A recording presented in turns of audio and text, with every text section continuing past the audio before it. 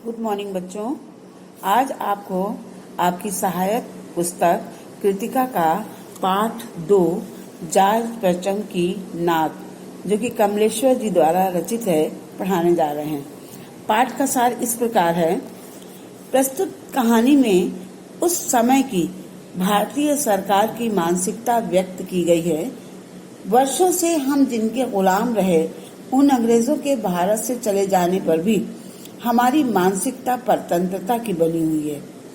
Britain की ठसक इतनी है कि वहां की रानी एलिजाबेथ के भारत आने पर सब लोग अपने काम काज छोड़कर उनके आगमन की तैयारी और स्वागत में संपूर्ण सरकारी तंत्र लग जाता है और जॉर्ज पेचम की टूटी नाक लगाने के लिए अपनी नाक काटने को तत्पर दिखाई देता है। इस तरह से अगर हम देखें तो ये एक व्यंग प्रधान कहानी है। लेखक कहता है कि इंग्लैंड की रानी एलिजाबेथ द्वितीय अपने पति के साथ भारत पधारने वाली थी। उनके आगमन की चर्चा रोज लंदन के अखबारों में हो रही थी। तैयारियां चल रही थी। रानी हिंदुस्तान, पाकिस्तान और नेपाल के दौरे पर कौन कौन सा सूट पहनेंगी, इसे लेकर उनका दर्जी परेशान था। उनके आने से पहले रानी के सेक्रेटरी आदि सुरक्षा की दृष्टि से दौरा कर लेना चाहते थे। फोटोग्राफरों की फौज तैयार हो रही थी। इंग्लैंड के अखबारों में जो भी खबरें छपती थी, वे सब खबरें दूसरे दिन हिंदुस्तानी अखबारों में चिपकी हुई नजर आती थी कि रानी ने हल्के रंग का एक सुंदर सूट बनवाया है, जिसका रेशमी कपड़ा हिंदुस्तान से मंगवाया है, जिसका खर्च 400 पाउंड आया है। फिर रानी के नौकर, बावर्ची, खानसामे, अंगरक्षक, उनकी पूरी जीवनियां अखबारों में छपने लगी। यहाँ तक कि शाही महल के कुत्तों की तस्वीरें भी अखबारों में छपने लगी। इस तरह से लेखक ये व्यंग करता है कि ये शंख इंग्लैंड में बज रहा था, गूंज हिंदुस्तान में हो रही थी और राजधानी में तो तहलका मचा हुआ था। देखते ही देखते दिल्ली का काया पलट होने लगा। लेकिन एक समस्या बनी, जॉर्ज पेचम की नाक। इंडिया गेट के सामने वाली जॉर्ज पेचम की लाट की नाक यकायक गायब हो गई। हथियार बंद पहरेदार गश्त लगाते रहे और लॉट की नाक जो है वो चली गई। हिंदुस्तान में के जिन लोगों की नाक मूर्तियों से गायब हो गई थी, वे तो अजायब घरों में पहुंचा दी गई थी, किंतु रानी आए और जॉर्ज पेचम की नाक ना हो, ये कैसे हो सकता है। चिंता बढ़ी। मीटिंग बुलाई गई। सभी चिंतित थे कि यदि ये नाक नहीं रही तो हमारी नाक नहीं रह पाएगी। बहुत सारी मीटिंग हुई, निर्णय हुए। कई मूर्तिकारों को दिल्ली में बुलाया गया। मूर्तिकार उपस्थित हुए और उन लोगों की हालत देखकर मूर्तिकार की आंखों में आंसू आ गए। मूर्तिकार ने कहा कि अगर जॉर्ज पेचम की नाक लग तो जाएगी, लेकिन मुझे ये बताइए कि इस लाट का पत्थर कहाँ से लाया गया था। ये सुनकर सब हुक्कामों माने अधिकारियों ने एक दूसरे की ओर देखा और क्लर्क को बुलाकर ये काम सौंपा गया कि पुरातत्व विभाग की फाइलें निकालो, पता लगाओ कि ये लाट कब, कहाँ बनी, कहाँ से पत्थर लाया गया। क्लर्क ने सभी फाइलें छान मारी पर कोई पता नहीं चला। फिर एक कमेटी बनाकर उस नाक की जिम्मेदारी उस पर डाल दी गई।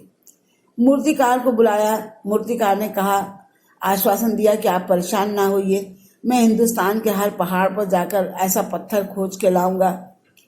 सभापति ने भी बड़े गर्व से कहा, ऐसी क्या चीज है जो हिंदुस्तान में मिलती नहीं। यहाँ हर चीज देश के गर्भ में छिपी है। जरूरत है खोज करने की और खोज करने के लिए मेहनत करनी होगी और इस मेहनत का फल हमें मिलेगा। आने वाला जमाना खुशहाल होगा। ये छोटा सा भाषण अखबार में छप गया। मूर्तिकार पत्थर की खोज में निकल गया।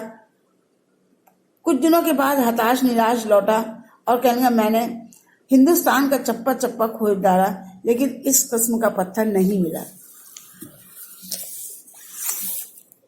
सभापति ने कहा, लानत है आपकी अकल पर। विदेशों की सारी चीजें हम अपना चुके हैं, दिल, दिमाग, तौर तरीके, रहन सहन, तो पत्थर क्यों नहीं मिल सकता। यहाँ पर ये देखिए कि हमारी विदेशी संस्कृति अपनाने की जो मानसिकता है उस पर करारा व्यंग है। सभापति ने कहा कि जब फटकार लगाई तब मूर्तिकार ने एक और सलाह कहा कि यह बात अखबार वालों तक न पहुंचे और मूर्तिकार ने कहा कि देश में अपने नेताओं की भी मूर्तियां हैं, अगर इजाजत हो तो उनकी नाक इस लाट पर अगर ठीक बैठती है तो उसे लगा दिया जाए, लेकिन बहुत होशियारी के साथ, क्योंकि यह बात मीडिया को पता नहीं चलनी चाहिए। मूर्तिकार देश के दौरे पर निकल पड़ा। एक के बाद दूसरे प्रदेश, एक मूर्ति दूसरी मूर्ति, दिल्ली, मुंबई, दादा भाई नौरोजी, गोखले, तिलक, शिवाजी, जहांगीर, सबकी नाकें टटोली। गुजरात की तरफ गया, गांधी जी, पटेल, महादेव देसाई की मूर्तियों को देखा। बंगाल गया, वहां रविन्द्रनाथ टैगोर, सुभाष चंद्र बोस, राजा राम मोहन राय। फिर बिहार होता हुआ उत्तर प्रदेश आया, आजाद, बिस्मिल, नेहरू, मालवीय की लाटों के पास गया। घबराहट में मद्रास पहुंचा, जहां था मैसूर, केरल का दौरा करता हुआ पंजाब पहुंचा।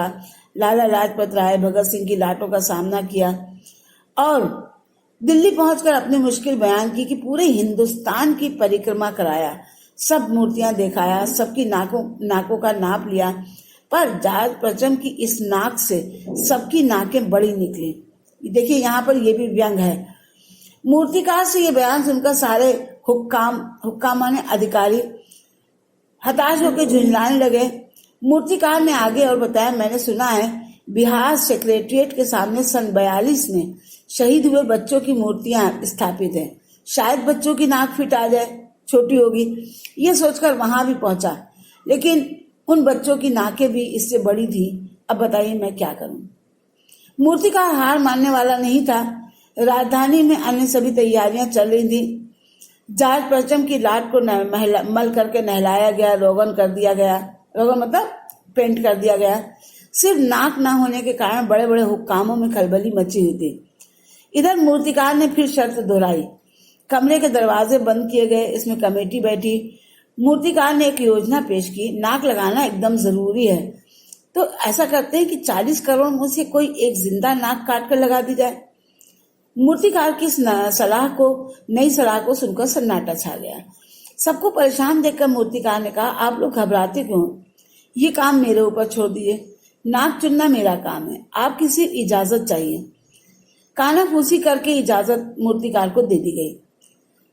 अगले दिन अखबार में सिर्फ इतना छपा कि नाक का मसला हल हो गया है और राजपथ पर इंडिया गेट के पास वाली जॉर्ज प्रचम की लाट के नाक लग रही है।